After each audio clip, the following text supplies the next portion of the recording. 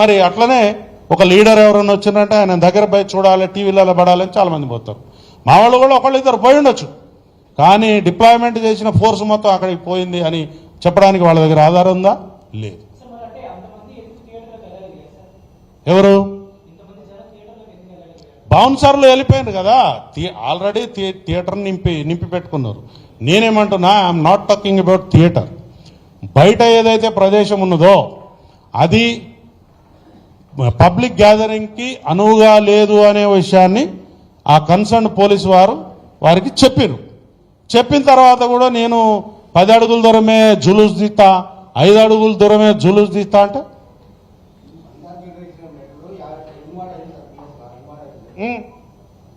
So inward అయితే ఏంటిది? So చెప్పండి, ఇన్వార్డ్ అయింది, నేను చూడను, నా 4 రోజులు టైం పడుతుంది. What is the responsibility of the officer? ఎట్లా పంపుతారు? చెప్పేది వినండి. ఆల్రెడీ నువ్వు పబ్లిక్ గ్యాదరింగ్లోకి వచ్చేసినావు, నీ చుట్టూ ఒక 5,000 మంది ఉంటారు. నా దగ్గర ఉన్నది 20 మంది 30 మంది స్టాఫ్. నేను 20 మందితో నేను 5,000 మందిని కంట్రోల్ చేయగలుగుతానా?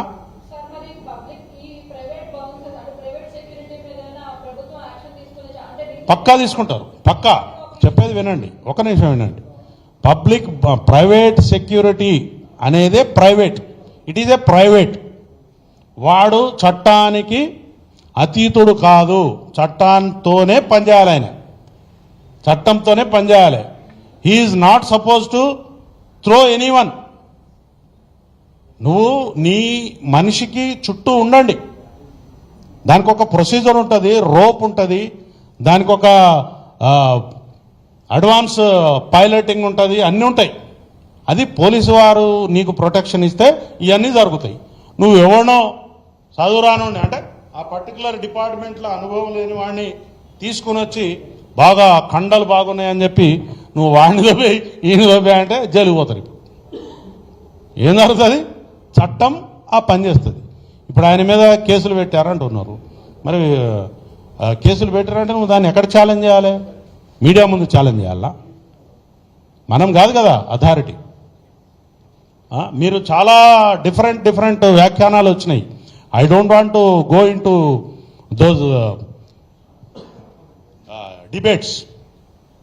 ఆ వ్యాఖ్యానాల్లోకి నేను పోదలుచుకోలేదు. ఎందుకంటే నాది ఒక ఎయిమ్ ఉంది, నా యొక్క ఫ్యామిలీస్ మీద, నా యొక్క సహచరుల మీద, నా యొక్క డిపార్ట్మెంట్ మీద మీరు ఇష్టం వచ్చినట్టు మాట్లాడితే మాత్రం సహించం. ఒకవేళ మేము తప్పు చేస్తే మా సీనియర్ అధికారులు ఉన్నారు, దాని మీద ఇంకొక అధికారం ఉంటుంది, దాని మీద ఇంకొక అధికారం ఉంటుంది మా మీద యాక్షన్ తీసుకోవడానికి. But you are not suppose to insult before the public. మీరు మీ వ్యూస్ చెప్పొచ్చు, నేను కూడా చెప్పినా కదా. నేనేమన్నా చెప్పినా చెడ్డ మాటలేని చెప్పలేగా. ఎవరు? నేనేమి అని కానీ నేను ఒక సమాజానికి గరీబోళ్లకు ఒక విషయం చెప్తా.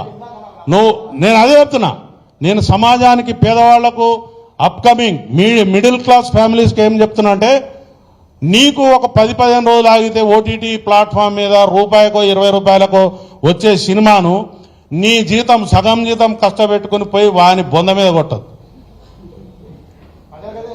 ఒకటి. రెండోది ఏంటంటే, నా పిల్లలకు చెప్తున్నా, నేను పేద వర్గాలకు సంబంధించిన మిడిల్ క్లాస్ వర్గాలకు సంబంధించినటువంటి పిల్లలు ఎక్కువగా ఊహించుకోకండి నీ హీరో గురించి.